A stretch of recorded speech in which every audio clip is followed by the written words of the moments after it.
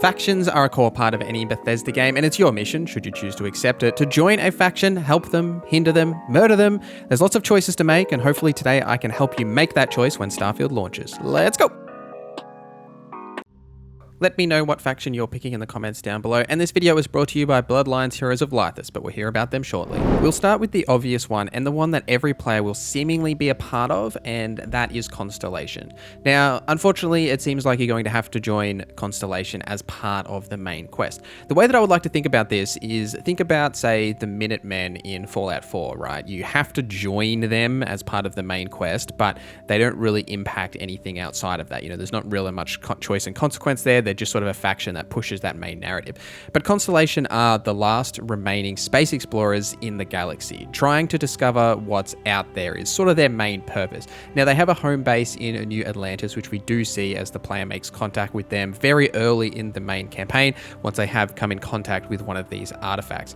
Now, we have seen a lot about Constellation and their several members, which I do have a video which breaks down all of the companions and everything, so I don't want to rehash too much of that here because I have already covered it. But from what we know about Constellation, they are those last remaining space explorers, and they're the last ones in this whole galaxy that are looking for what else is out there. And finding the artifact that the player does early in the story will propel you to meet Constellation, and then propel them to try and find out what the go is with these artifacts and learn more about where they came from and the history behind them. Before we get into the United Colonies, a word from today's sponsor. This video is sponsored by Bloodline Heroes of Lythis. Bloodline Heroes of Lythis is a hero collector fantasy RPG with a fantastic art style in which you build your kingdom and collect champions to defend it. What's different about Bloodline is that your heroes are unique in that you can breed your own heroes, combining any of the existing heroes to create your own personal hybrids. Download and try the game for free using my link or scan the QR code to receive an amazing starter pack worth $20. New characters are released each fortnight with sleek designs and unique abilities. The Goat Folk Stone Throwers are the newest hero, and they give me Demon Hunter vibes from Diablo, which I absolutely love. All these characters can be bred to create hybrids, totaling over 1,000 hybrids for the most unique gacha gameplay out there. Not only do they have a unique look, but they also inherit talents and traits from their parents, so you can create your own family tree and fuse them together. You can then take these heroes out to a visually stunning 3D, vast and realistic looking fantasy world. There is also some rewarding late game PvP for you PvPers out there.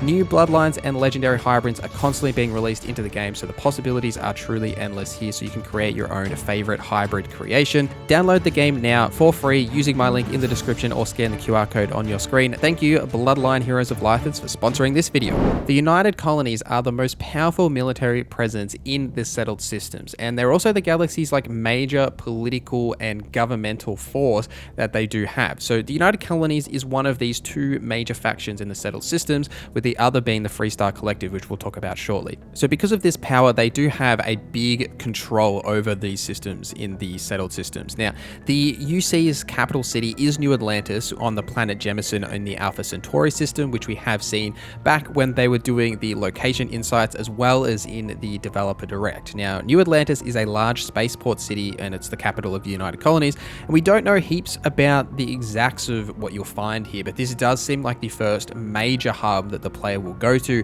not only because of the level of the Alpha Centauri system, but because the Constellation faction is also located here. So chances are you'll spend a lot of time in New Atlantis, and it'll be one of those first locations that you go to. We have also seen that the United Colonies is in charge of Sidonia, the colony on Mars, that mining colony we have seen in the Starfield Direct. Now, the United Colonies is a big force in the game, and just 20 years before the events of the main story, the United Colonies was at war with the Freestar Collective. In that conflict, which was known as the Colony War, the United Colonies did come out on top and are now considered to be that major force in the galaxy. Now, because of the imagery we've seen from them, they seem to be a bit more militaristic. Maybe you could consider them to be like the Brotherhood of Steel sort of faction for Starfield. If I had to relate it to another Bethesda faction, is what I would sort of say from what we've seen. Very militaristic in their structure, as well as presenting themselves to be very formidable and in charge of everything around them. The Freestar Collective, however, is the complete opposite. Now, they've been described as the space western fantasy, and they give me Firefly vibes. You know that old TV show? Great TV show, by the way. Shame it only got one season. But this confederation of 3 star systems is united by their belief in the the sanctity of personal freedom and individuality, and their capital is Akala City, which we have seen in the direct and again in those location insights videos. So Akala City is a city where the people believe in the sanctity of personal freedom and individuality. This city is actually walled off from the rest of the planet to keep out the Ashtar, which is an alien predator race that is mentioned to be a hybrid between a wolf and a velociraptor. I also found in my research that the city was founded by someone called Solomon Coe, and a companion that the player can have in the game is called Sam Coe. Coincidence? I think not, based on where the Freestar Collective are in terms of their control of the galaxy and sort of their limited amount of people. It seems like this will be much more of a group of individuals that are for the collective, right? So they may do some bad or nefarious deeds as long as it benefits the Freestar Collective. I was trying to think of a Bethesda faction comparison for Freestar Collective, and I couldn't really come up with one, so let me know if you've got any ideas in the comments below. The Crimson Fleet, however, are a group of nefarious space pirates. Now, you could definitely consider these guys like the Raider faction from the Nuka World DLC in Fallout 4. And just like in that DLC, you'll be able to join the Crimson Fleet. You can also betray them if you choose by reporting back on their nefarious and pirating deeds to, say, probably the United Colonies. But they have a headquarters at the Key in the Krex system, which is like a massive spaceport that's clearly orbiting a planet. So they seem to be sort of a faction that believes that, anything is theirs. They can just take whatever they like. They're sort of like a advanced Raider faction, probably only for themselves, very selfish. If you're going to join the Crimson Fleet and sort of be a part of that pirate lifestyle, I would fully expect that their faction storyline will see you with a lot of betrayal, either betraying yourself or betraying other members of the faction.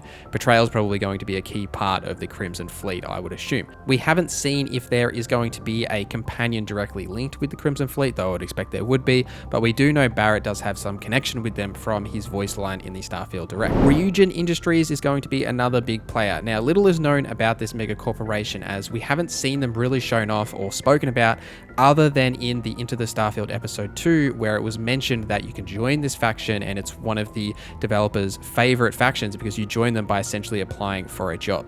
We do know, however, that they will be a big player in Neon City, and along with Xenofresh Corporation. Xenofresh were the corporation that essentially founded Neon, and it was originally a fishing platform on an aquatic world, but it was retooled to be a pleasure city by the Xenofresh Corporation because they discovered this alien fish which had valuable psychotropic qualities. So the drug is legal on Neon, and Xenofresh sort of run the city in this sort of cyberpunk theme, and Ryujin Industries are another corporation that is on Neon, and potentially in other locations too, like we don't rightly know if they are. For some wild speculation here, my guess is that joining Ryujin Industries is going to have a lot to do with Neon and the Xenofresh Corporation and what's happening with the drug on Neon. It's going to be a big sticking point for that sort of faction story, I assume, but we'll have to wait and see to know a little bit more about it. There are also plenty of minor factions that we have seen. House Varun is probably the main one we saw the most of in the direct. Now, this is a group of fanatical religious zealots that follow the Serpent. Now, because of the Serpent's embrace trait, we have seen an example of this in the trailer where the player comes across a House Varun ship,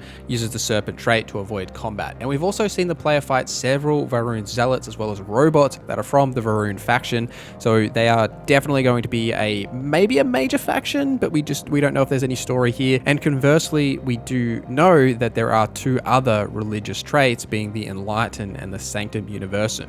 So similar to House Varun, one would assume that there are factions linked to the Enlighten and the Sanctum Universum because these are religious traits as well. So they may have members that you'll come across not only on New Atlantis, but in other locations as well. The Red Mile is another one located on Prima 3 in the Prima system. This we saw in the direct, which seems to be sort of like a gauntlet type challenge, maybe a casino, some side quest things happening here. Not exactly sure how deep this will go. Black Fleet is another one. Very little is known about this faction other than we see a shot of their ships on a TV screen in the direct, and it's been a rumored faction before. My guess here is that maybe this is like an antagonist to the Crimson Fleet, like potentially say you join the Crimson Fleet to help them fight the Black Fleet, something like that. But they're not just like generic spacers or pirates, because we have seen enemies just labeled, spacers or pirates. just like the eclectic mercenaries, which we have seen. So they're not just like generic enemies. So there has to be a reason that these have like a faction name, whether they're a minor or a major faction, or they link to some storyline we don't know yet. Something else that I noticed as well is in the ship customization, when you are mucking around there, you'll see like Deimos listed on ships, as well as like the Deimos ship station. So this is maybe some sort of a, maybe not a faction necessarily, but some sort of like corporation labeling, which, you know, corporations sell things, so there's probably going to be plenty of these, but I just thought it was worth pointing out here. Let me know if I've missed any in the comments down below. Thank you guys for watching this video till the end. Thank you to Bloodlines Heroes of Lythis for sponsoring this video. Thank you to our members for supporting the channel. My name is NorZZa, and I hope you have a great day.